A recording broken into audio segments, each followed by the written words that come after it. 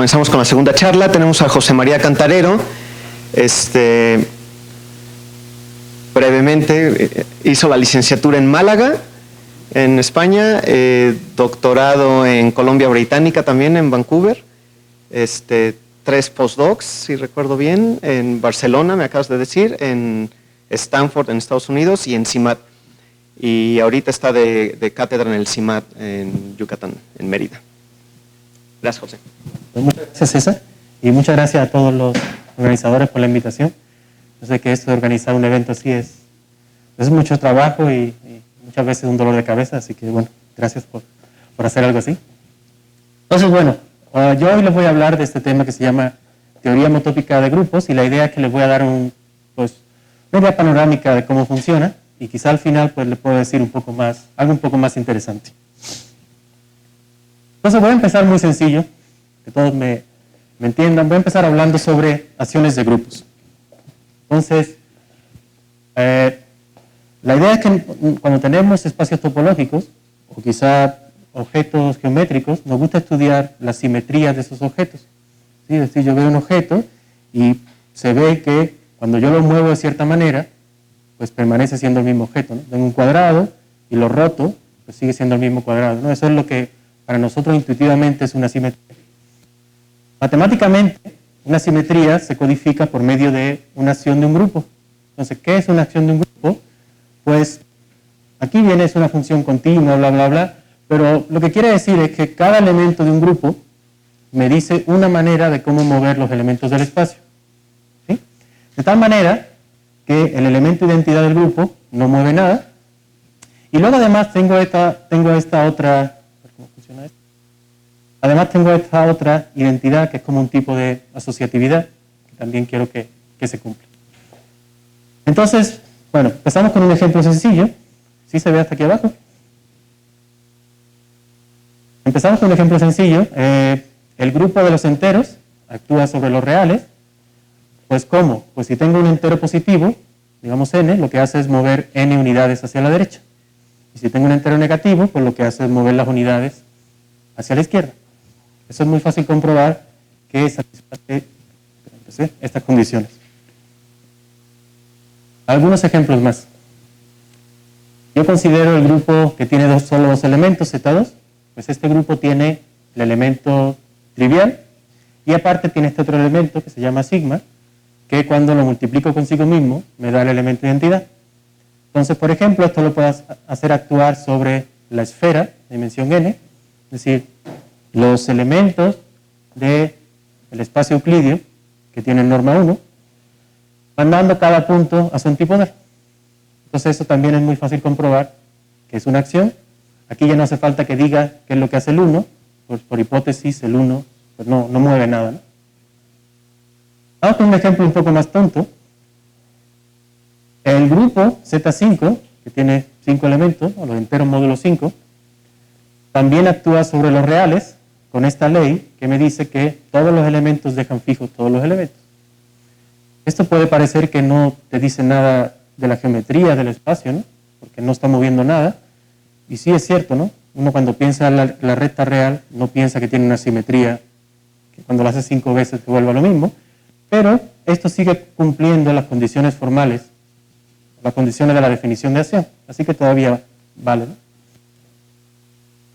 ¿no? O para darle otro ejemplo más, de otra cosa que puede ocurrir, el mismo grupo Z2 también lo podemos hacer actuar sobre el círculo, mandando, el círculo yo lo puedo pensar como los complejos de norma 1, y puedo mandar cualquier complejo a su conjugado. Eso también es una acción, ¿no? Si yo mando conjugado y luego conjugo el conjugado, pues vuelvo al mismo lugar. Entonces estos son tipos de acciones, pero pues ciertamente estas dos acciones de abajo son un poco diferentes. ¿En qué sentido? Pues esta ciertamente, pues casi que no merecería la pena estudiarse, ¿no? Porque es una acción que no hace nada, todo lo deja quieto. Y esta de abajo, aunque sí merece la pena estudiarse, tiene algo que no ocurre en esta de arriba, que aquí en el grupo, en el espacio, en el círculo, hay dos puntos que quedan fijos. El 1 y el menos 1 son dos complejos de norma 1, pero cuando los conjugo, pues se quedan donde mismo. Y sin embargo, aquí en la esfera, cuando tomo el antipodal, pues nunca puede ser que el antipodal de un punto sea el mismo. Entonces, en cierto sentido, este ejemplo y el ejemplo de antes, este de aquí de Z sobre R, son más buenos en el que todos los puntos tienen el mismo estatus. Mientras que aquí en S1, pues hay dos puntos que son un poco especiales, que se quedan fijos. Entonces, lo que me van a interesar hablar por lo pronto es de los dos primeros tipos, que es cuando pues, todos los puntos tienen ese mismo estatus. Entonces, eso es lo que se va a llamar una acción libre. Una acción libre, lo que quiere decir es que si yo me tomo un elemento del grupo, que no es el elemento trivial, entonces ese elemento tiene que mover todos los puntos del espacio. Entonces, la única manera en que algo puede fijar un punto es que sea el elemento trivial del grupo. Y eso es lo que ocurre en los dos primeros casos que hablamos. Entonces, es lo que estamos hablando aquí, ¿no? La acción de Z sobre R y la acción de Z2 sobre N.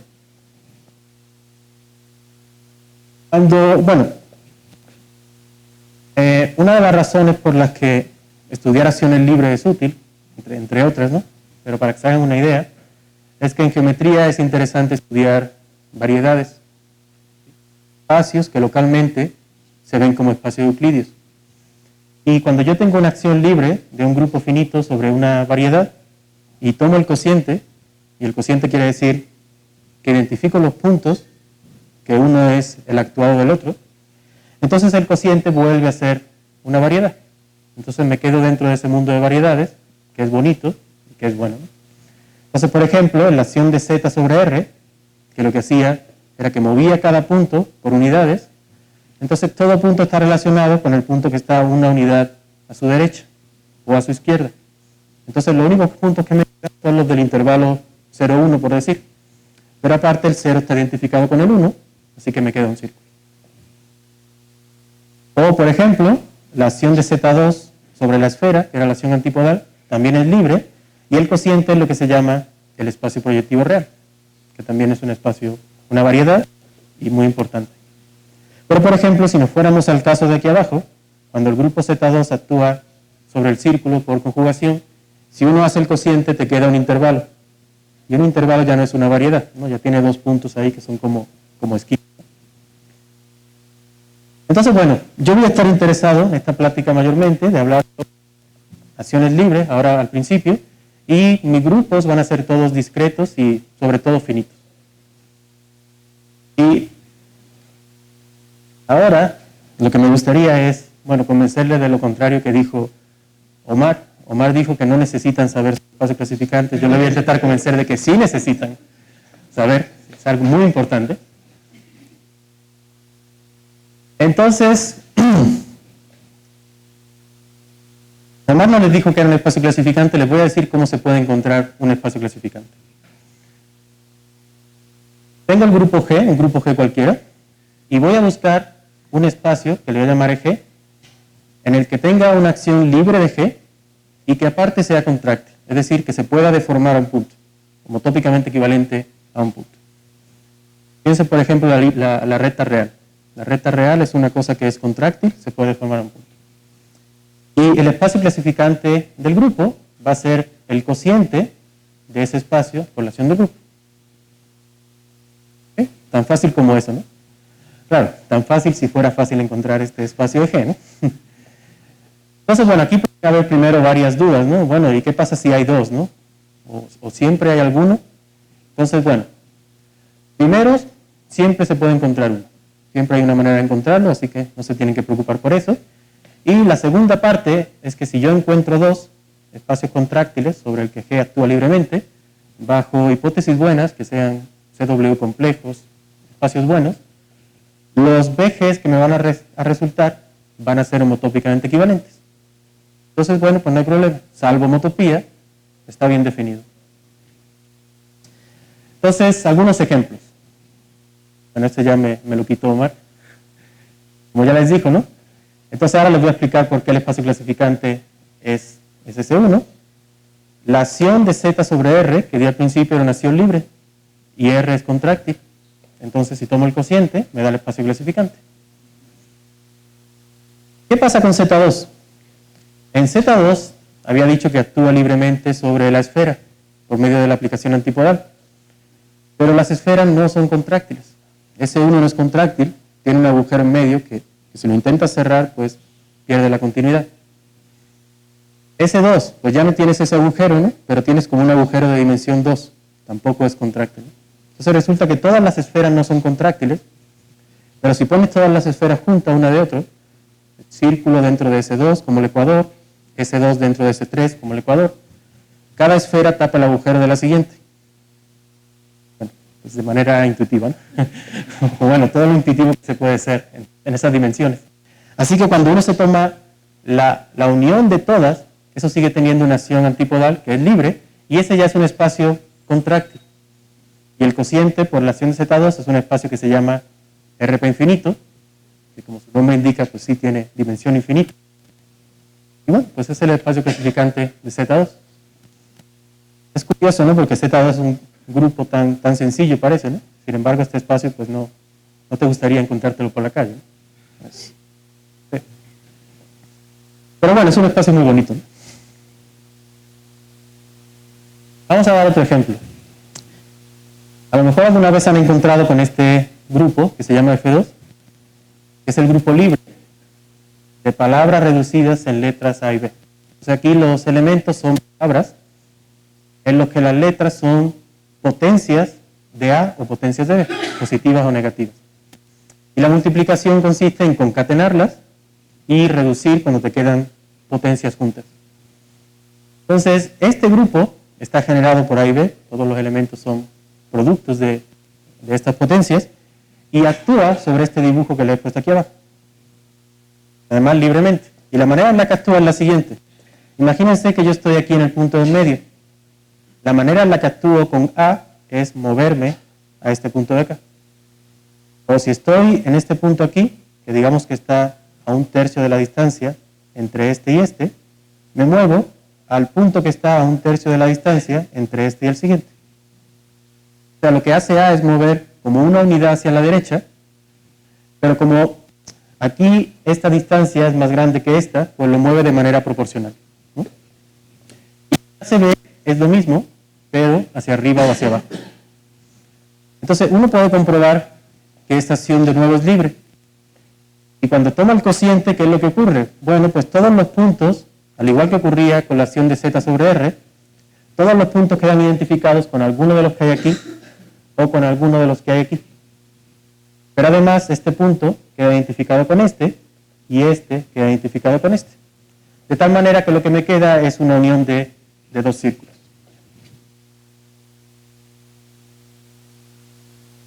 Eso es lo que quiere decir S1, VS1. Entonces este es otro ejemplo de otro espacio clasificante.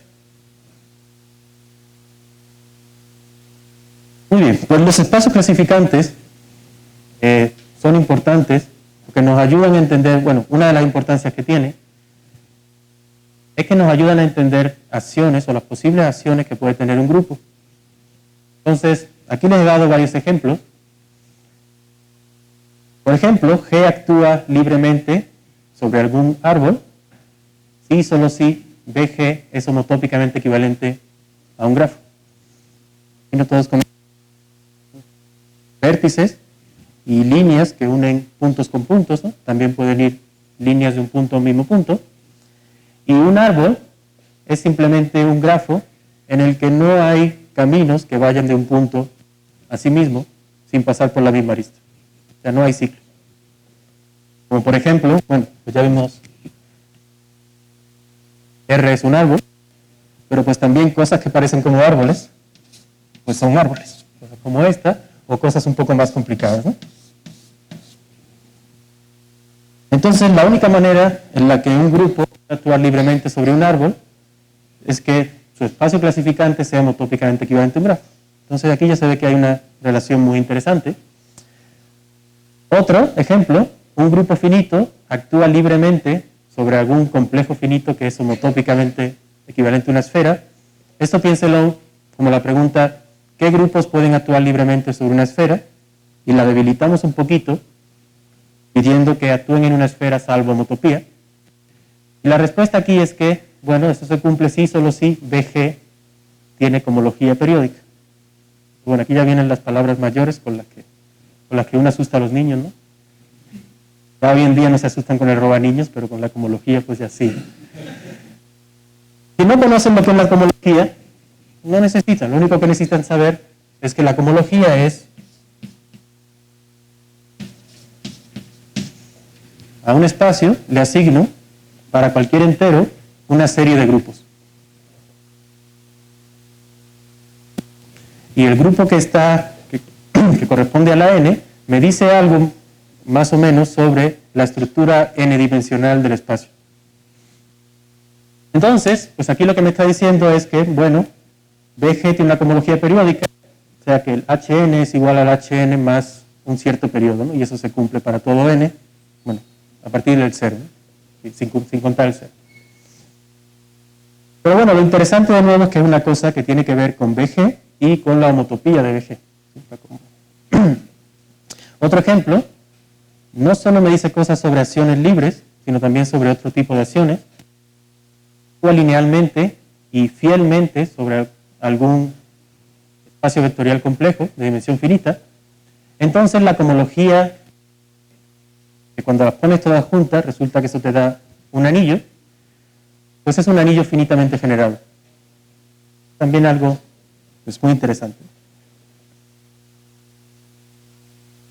Así que bueno, los espacios clasificantes, siempre que uno quiere estudiar acciones de grupo, te van a aparecer quieras o no.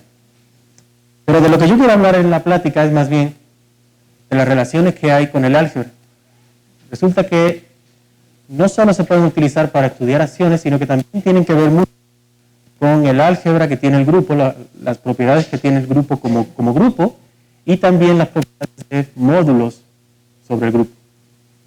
Entonces, por ejemplo, volviendo a la misma condición de antes, recuerdan que BG homotópicamente equivalente a un grafo quería decir, bueno, que el grupo podía actuar en un árbol, pero en álgebra esto me dice que G es un grupo libre, es decir, que es como F2, F3, todos los análogos del que les dije antes.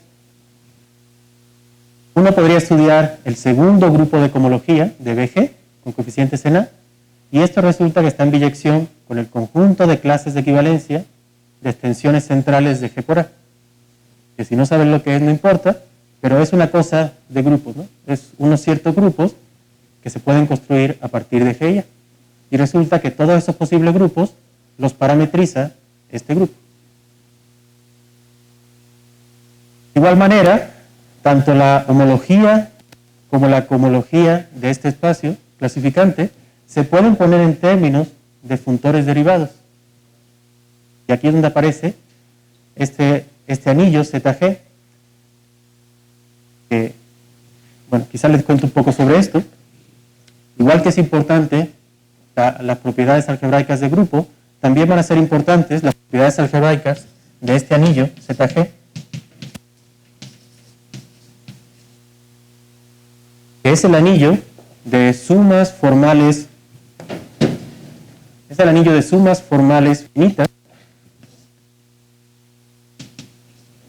donde los NG son enteros. ¿Okay?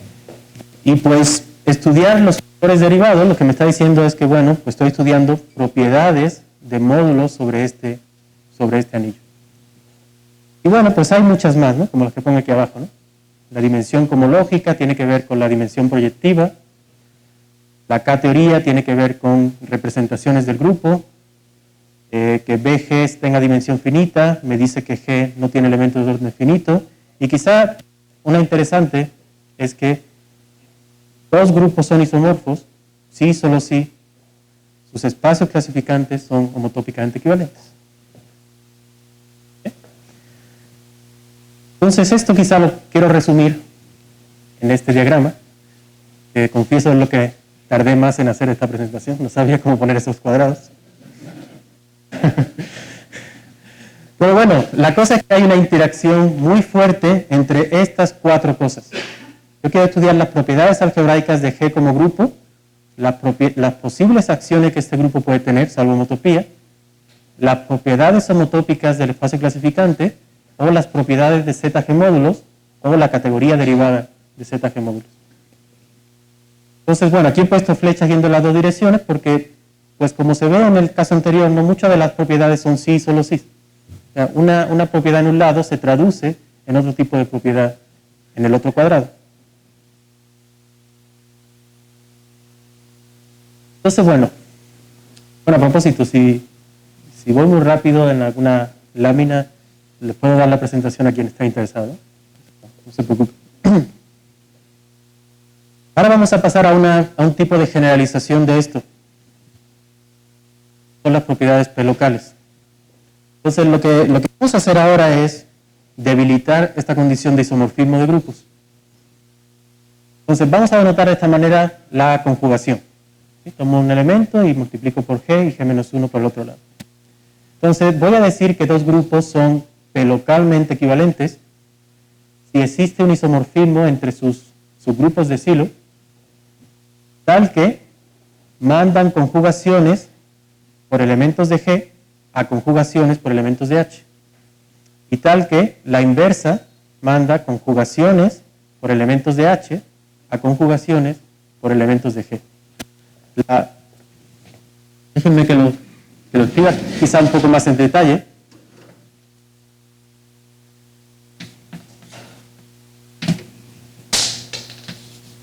La información que necesito es un isomorfismo entre estos dos subgrupos de Sylow. Esto es un Sylow de G. Un P Sylow. Un P Sylow es, si G es un grupo finito y P divide al orden de G, entonces G se puede escribir, bueno, el orden de G va a ser una potencia de P por otro número que es primo con P. Entonces siempre existe un subgrupo cuyo orden es P a la K.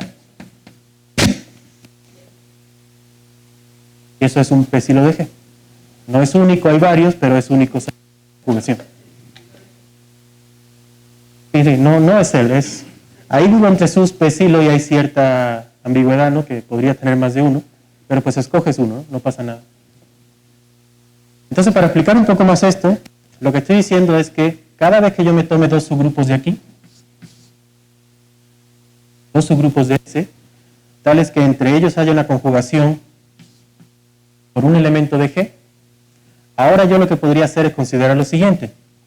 Me miro phi de P, phi de Q, y aquí tengo las funciones phi.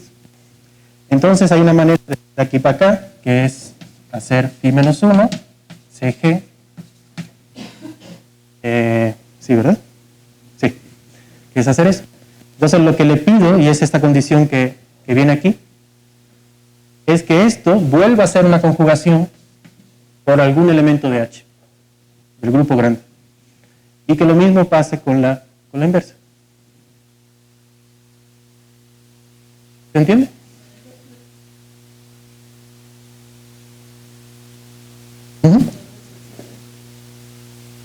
Sí. Resulta que esta definición es independiente de los P Sylow que escogiste.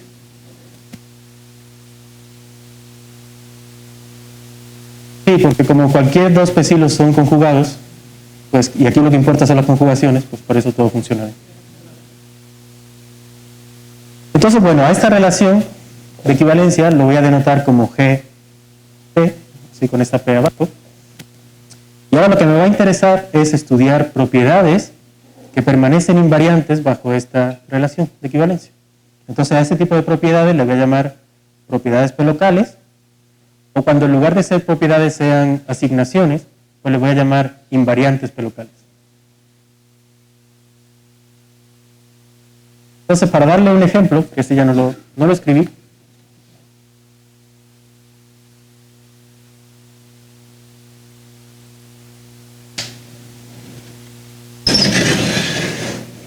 un ejemplo de dos grupos que son localmente equivalentes pero no son isomorfos.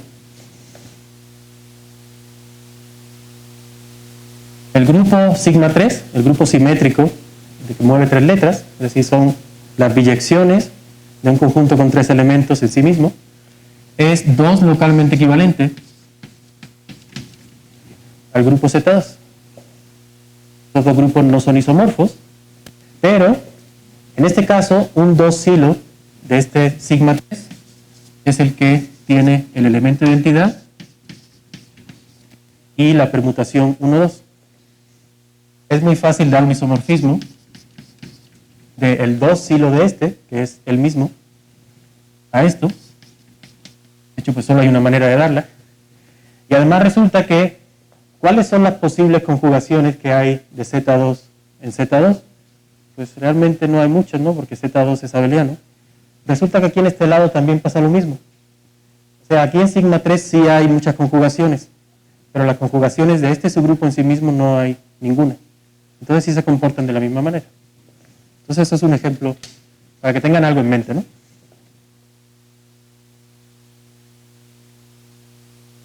Bueno, entonces les voy a dar algunos ejemplos de propiedades de locales de grupos. Una propiedad tal es una cosa que se llama ser p-nilpotente. Ser p-nilpotente quiere decir que los elementos de orden primo a p formen un subgrupo. Eso no siempre pasa, pero cuando pasa, también pasa por todos los grupos que son equivalentes a él. Otra propiedad es tener un p subgrupo normal no trivial, que no sea el que tiene solo un elemento. Otra propiedad es una cosa que más bien una invariante, el p rango, que es el máximo natural tal que G contiene un subgrupo de la forma ZP a la n. Entonces estas tres propiedades uno puede comprobar que son p locales.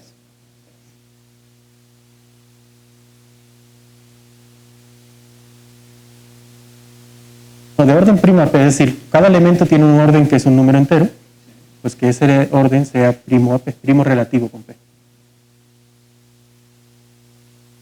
Perdón, sí, primo relativo con p quiere decir. Entonces ahora lo que me gustaría es, igual que antes tenía una relación entre propiedades de grupos y propiedades homotópicas del espacio clasificante, tener algo parecido para propiedades p locales.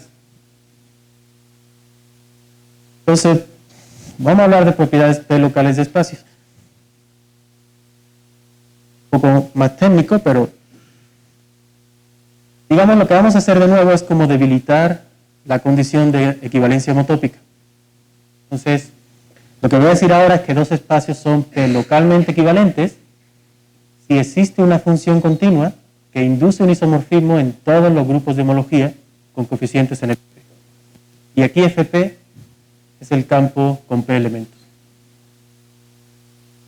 Entonces, bueno, esta es una condición más débil que equivalencia homotópica, porque si dos espacios son homotópicamente equivalentes, pues esa equivalencia homotópica que existe entre ellos te va a dar un tal isomorfismo, pero pues hay espacios que no son homotópicamente equivalentes y sí son p localmente equivalentes. Sí, pero no quiero decirlo. Digamos que eso está escondido en esto que viene aquí. Los espacios son p buenos. Entonces, hay una cosa técnica que quiero ocultar para que sí nos podamos ir a comer hoy.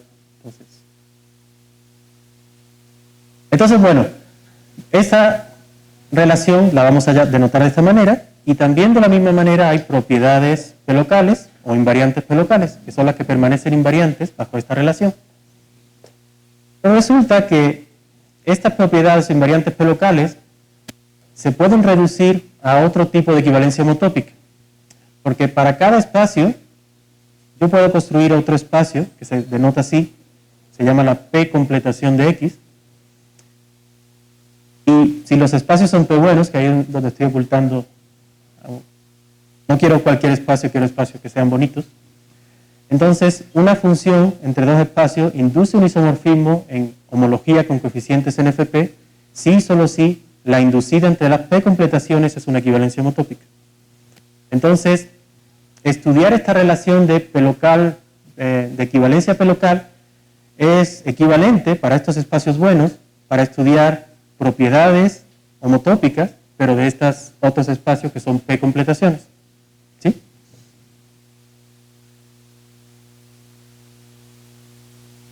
Y ahora pues resulta que hay relaciones entre ambas, entre las propiedades p locales del grupo y las propiedades p locales del espacio clasificante.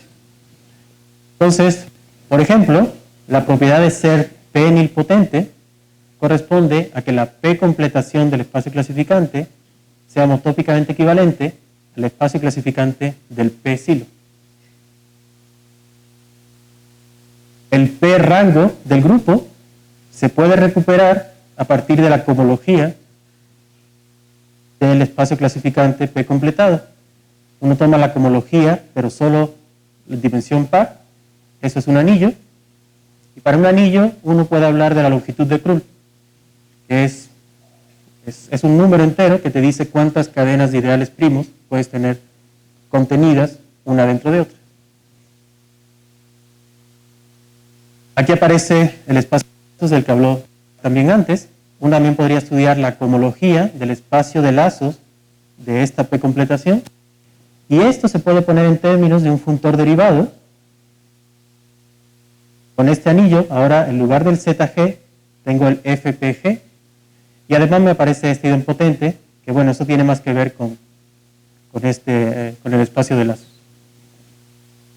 Por otro ejemplo, si G tiene pues, subgrupos elementales abelianos maximales de dimensiones diferentes, entonces esta cohomología, que es un anillo graduado, no es Cohen-Macaulay, que es una condición de álgebra conmutativa generalizada.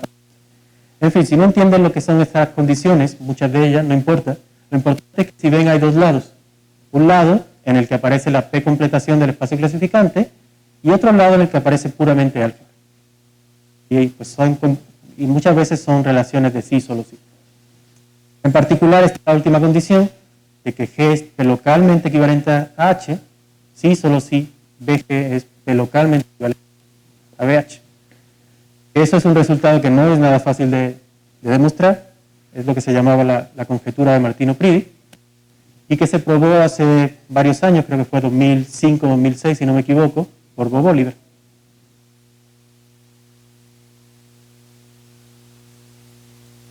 Y bueno, esto me lleva a un diagrama parecido, que ya fue copiar y pegar, entonces ya no fue para tanto. ¿Y ahora qué consiste? Pues las propiedades P locales del grupo se relacionan con las propiedades P locales del espacio clasificante o propiedades de FPG módulos. Y en el caso de las acciones, aunque no voy a hablar mucho de eso, también podrían estudiar la relación con las posibles acciones salvo P equivalencia de G. Es decir, cuando un grupo puede actuar en un espacio que es P localmente equivalente a otro. Entonces uno podría hacerse la pregunta, ¿cuándo puede actuar un grupo libremente sobre un espacio que es P localmente equivalente a una esfera? Y eso sería una pregunta que podrías estudiar con este diagrama.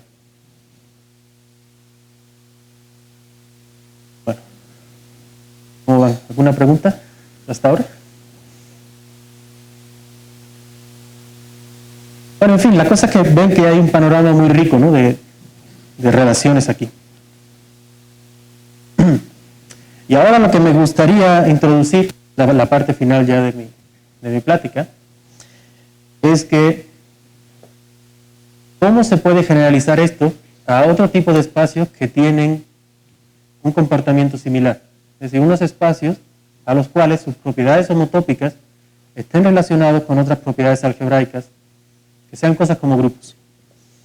Entonces, un punto de partida viene de este teorema de Cartan-Eilenberg, que me dice que la cohomología del espacio clasificante con coeficientes en FP es isomorfo al límite de las cohomologías de todos los subgrupos del subgrupo de Sylow. Entonces, tomas todas las cohomologías del subgrupo de Sylow, bueno, fijas un subgrupo de Sylow, tomas todas las cohomologías y tomas este límite algebraico, donde tienes en cuenta las conjugaciones entre los elementos de ellos. ¿Sí? Entonces, para poder hacer este límite, lo que uno necesita saber es cuáles son las funciones entre estos objetos que aparecen aquí. Y pues lo que voy a tomar es todos los subgrupos de S y los morfismos que van a haber entre dos subgrupos de S van a ser las posibles conjugaciones por elementos del grupo. Pero del grupo grande, ¿no? No ya del Sylow. Esto va a formar una categoría que no saben lo que es categoría tampoco, no se preocupen. Lo importante es que una categoría es una manera de codificar una información algebraica. Esta categoría va a contener todos los subgrupos de S y todas las conjugaciones y las tiene empaquetadas ahí dentro para el uso que uno le quiera dar. Y cuando uno tiene una categoría, pues puede hacer esta operación de límite algebraico. Entonces, esto es una manera de calcular la cohomología, más es una manera que sí se puede utilizar. O sea, que también es práctica, quiero decir. Pero incluso, este resultado se puede mejorar un poco más. Y se puede describir la P-completación del espacio clasificante como un colímite homotópico de estos espacios clasificantes sobre esta misma categoría. Entonces, bueno, si no conocen límites, pues a lo mejor esto pues, les va a resultar peor, ¿no? Pero la idea es que un colímite homotópico es como un límite en el que sustituyo las igualdades por cilindros. Entonces, cada vez que tengo una igualdad, no pego las cosas, sino que les pongo un cilindro para que, salvo homotopías, sí las estoy pegando, pero no las estoy pegando de verdad. Entonces, bueno, esto me da una manera de describir este espacio clasificante P completado en términos de esta categoría y estos espacios clasificantes de grupos más chiquitos. ¿Sí? ¿A qué hora empecé?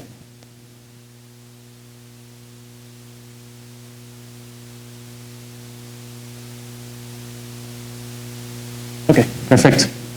5 minutos.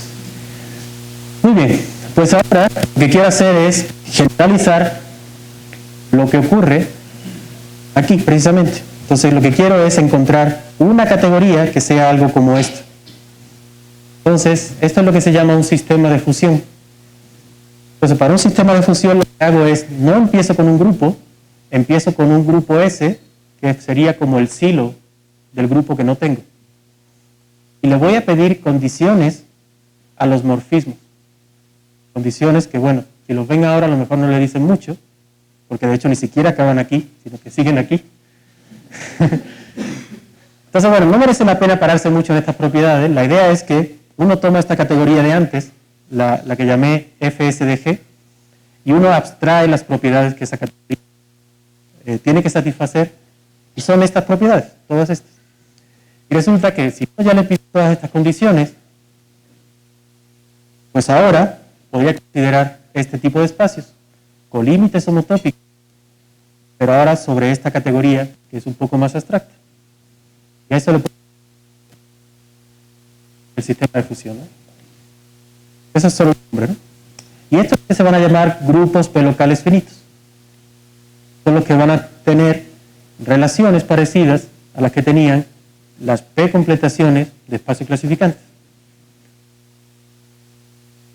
Por ejemplo, un grupo te va a dar lugar a una de estos, pero sí hay otros espacios también de este tipo que no vienen de grupos. Por ejemplo, un teorema ya un poco viejito de Solomon.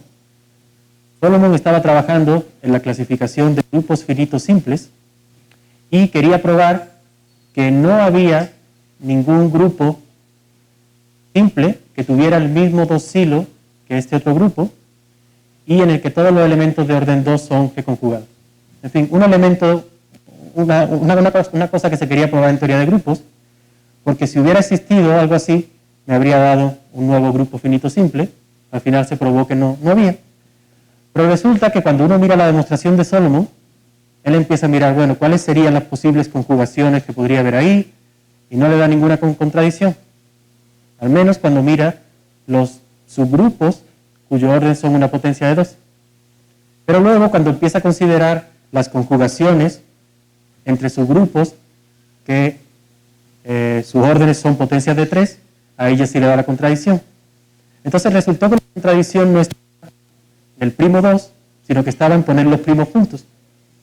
Y en el primo 2 de por sí, ahí no, sí había un objeto que estaba bien definido, y es lo que se dieron cuenta Levy y Oliver, y en el 2002 tomaron esa construcción y la mejoraron un poco para ver que esto daba lugar a un sistema de fusión abstracto, como los de antes.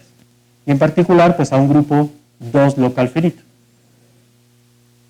Y bueno, también hay otras maneras, que ya no voy a hablar, con teoría de representaciones modulares, también aparecen otro tipo de grupos 2 locales finitos. Pero bueno, para concluir, pues lo que les quiero contar es que sí ocurre lo mismo, cosas muy parecidas a lo que ocurría antes. Entonces fíjense aquí, condiciones sobre el espacio clasificante. En el otro lado me aparecen condiciones que tienen que ver con la categoría y que son condiciones más de tipo algebraico. Entonces sigue habiendo esta misma diferencia entre la parte homotópica y la parte algebraica. Entonces, bueno, aquí se ven varias relaciones que lo hicieron Brotoleve y Oliver, que fueron los que inicialmente introdujeron este concepto de grupo P-local finito. Y bueno, solo por darles algo, yo también aparezco, algunas de las propiedades parecidas en las que yo he trabajado, una de ellas, por ejemplo, con Noé, también de acá de México, en el que, por ejemplo, podemos expresar la K-teoría del espacio clasificante en términos de representaciones de este sistema de fusión o otros ejemplos, ¿no? Parecidos a los de antes. Si se fijan, muchos de ellos son generalizaciones de los de antes. Por ejemplo, este penilpotencia es una generalización natural de la penilpotencia de grupos. Y bueno, solo para concretar, para terminar, es muy interesante esto de las locales. Una de las conjeturas abiertas en topología, y que una conjetura muy bonita desde el punto de vista, tiene que ver con esta propiedad P-local de tener un P subgrupo normal no trivial. Entonces, Quillen propuso esto en 1978, que G tiene un P subgrupo normal no trivial si, solo si, la realización geométrica del conjunto ordenado de P subgrupos no triviales de G es contraria. El álgebra y el espacio topológico. Ok, voy a parar aquí.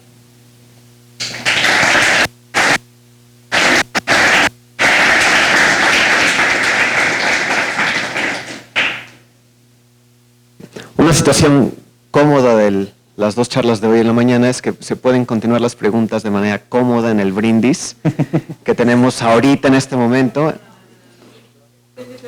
El brindis es después. Ahorita hay café y galletas, después viene la inauguración y después viene el brindis. Corregido, gracias. Pero ahorita demos la gracia a José. No.